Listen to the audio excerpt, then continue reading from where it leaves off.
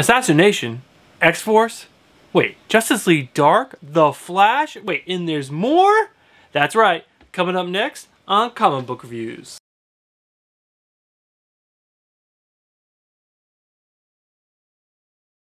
What's up, comic book fans? My name is Bruce Moreau and welcome back to the channel, and I just want to start this episode off by saying I'm so sorry for such a delay in getting you guys last week's comic book reviews. It was Memorial Day weekend. I kind of got sucked into that. Work was a little busy, life, excuses, but here I am. I'm recording finally. I got 7 books to review, and let's jump right into what they are because they were some good ones. We have Assassination number 3, Avengers 19, Venom number 14, X-Force number 8, Detective Comics 1004, The Flash 71, and Justice League Dark 11.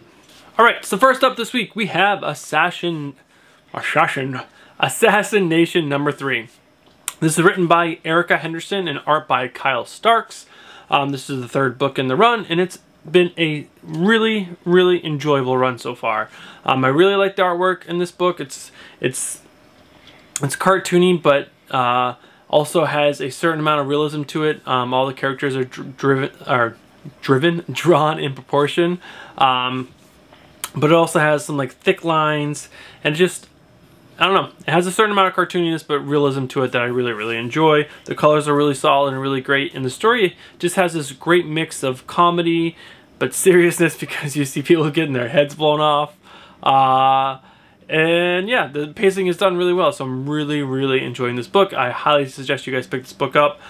This is number 3 in the series, so it's not a great jumping in point, but you can always, hopefully, I shouldn't say always, but hopefully you can, at your local shop, they might have the 1st and 2nd issue still in stock, and you guys can get caught up. If not, I believe this will probably only be a 6-issue run, so you can pick up the trade relatively soon.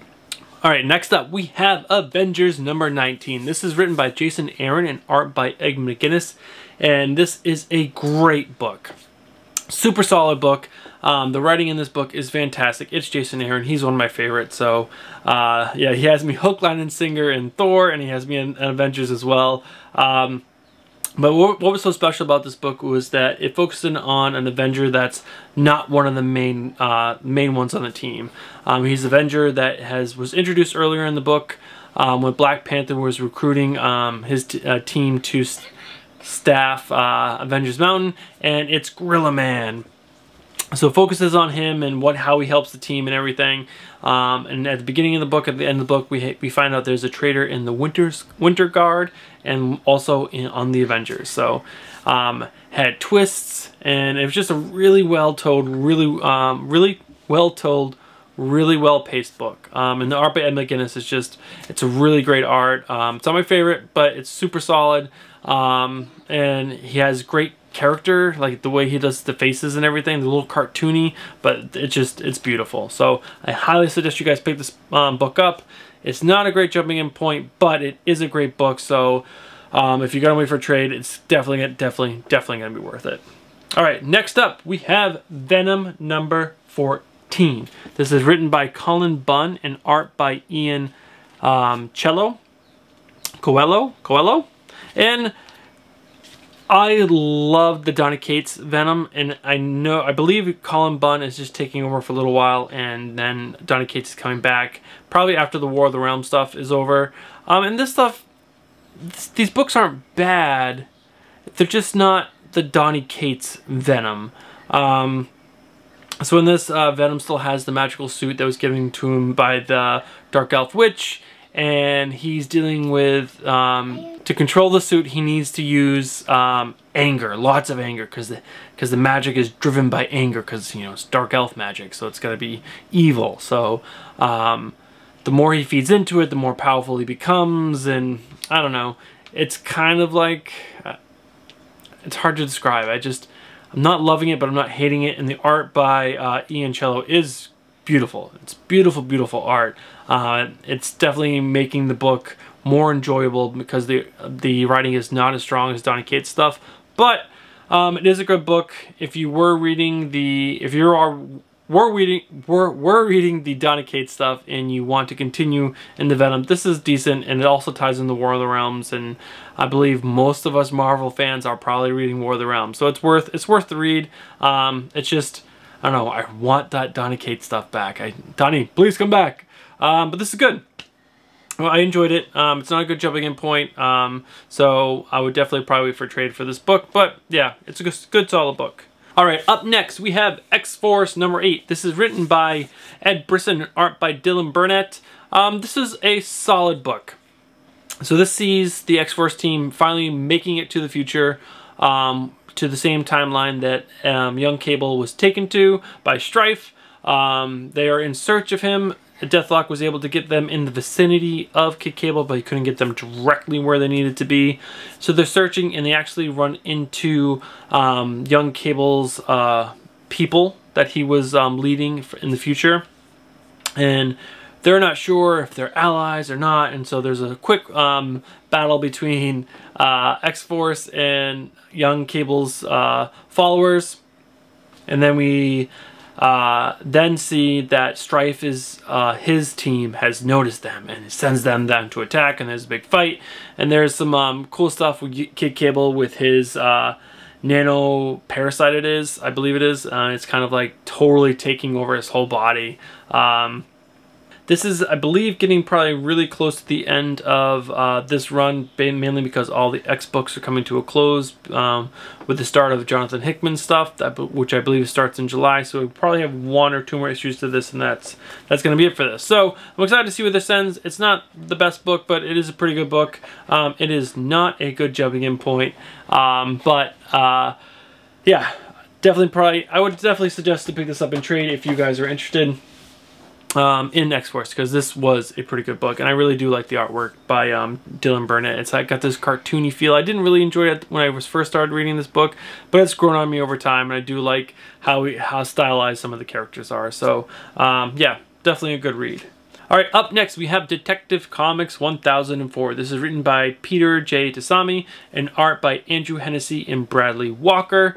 Yeah, this was definitely the issue that is going to hopefully be the turning point of this story arc for me, because I really did enjoy the story arc. This issue dealt with the origin story of the Arkham Knight. So we get her whole backstory, all the way from her birth all the way up until who she is now. And it was such a good origin story. It was really interesting. Definitely got me hooked, so I'm excited to see where this book goes. The art for this book is decent. I don't love it. The writing is solid. The story is getting a lot better than it did at the beginning of the book. So I'm in. Like I said, I'm always in for Batman stuff, and I'm in for this one. I'm actually starting to like this. So is it going to go jumping in point at issue 1004? This is not the best time to jump in. Probably want to wait for this first arc to wrap up and then pick it up in trade. Alright, next up we have The Flash 71. This is written by Joshua Williamson and art by Howard Porter. Decent story. This sees the Flash in the future. He met his old self, and his old self is, the world is kind of post-apocalyptic, and we find out why that is and who did it. And then the young Flash is trying to keep up with the older Flash, and the older Flash is kind of giving some pointers, and then the young Flash is sent back to the past, and we see the Flash kind of implement some of the things that the older Flash told him. So it's good. The artwork by Joshua Williamson, or Howard Porter, sorry, he's been on this book for a while, so it's, if you've been reading it and you're into it, you're into it. If you're not, it might not be your style, and I'm okay with it. Again, it's not my favorite. I'm not like super pumped when I see him, but it helps. He's been on the Flash for so long, I'm used to it. And yeah, so it's an okay book. Would I suggest picking this book up? Yeah, I'm still not loving this, and I actually most likely going to put this down after this year 1 Flash stuff is done, because I'm hoping this is going to get better, because I really loved the year 1 Batman stuff and the year 1 Superman stuff, so we'll see. So is this going to jumping in point? If for the year 1 stuff, yes, because you should be able to pick up 70 and 71 pretty easily. Alright, last book of the week, we have Justice League Dark 11. This is written by James Tynion IV and art by Alvaro Martinez Bueno. Beautiful, beautiful book. This was the last book I read of the week, and I was definitely sorry that I waited to last, even though it was probably good that I waited to last, because overall the week was kind of meh.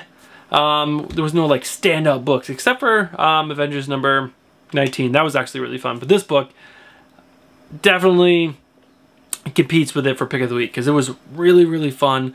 James Tynion IV is doing such a great job with this team. The magic, the weirdness, it was just really, really fun, and the artwork is so beautiful. It's so well paced. Jumping between Zatanna and Wonder Woman going to confront Mordo to kind of ask for help, and him just like throwing the hammer down and showing how powerful he is, but also helping them in a way. And then also Detective Chimp and Swamp Thing and that team running from the Lords of Chaos or Lords of Order, Dr. Fate being evil and nasty. It's such a good book with twists and turns, and I'm so excited to see where this book goes. So I highly suggest you guys pick this book up. It is issue 11, so it's not the greatest jumping in point, but I highly, highly suggest you guys pick this book up. All right. That is it for the week. Again, I just want to apologize for being so late with this review. Hopefully it is out May 31st, which is Friday, which is tomorrow. I'm going to edit this as quickly as I can so I can get that out to you guys. As always, if you guys like this video, please smash that like button, leave a like, leave a comment, let me know what you guys thought. Let me know what you guys actually picked up that week. I'm super interested to know what you guys are picking up each week. If you have not subscribed yet, make sure you guys get subscribed. And if you guys want to get notified when I post new videos, make sure you hit that bell icon. Other than that, thank you for being patient with me. I am excited to talk to you guys about the books I picked up this week, which was May 29th, 2019. And I'm probably going to shoot that video right after this because the books are read. So as long as I don't fall asleep, I'm coming at you real soon with that review as well. Alright guys, peace.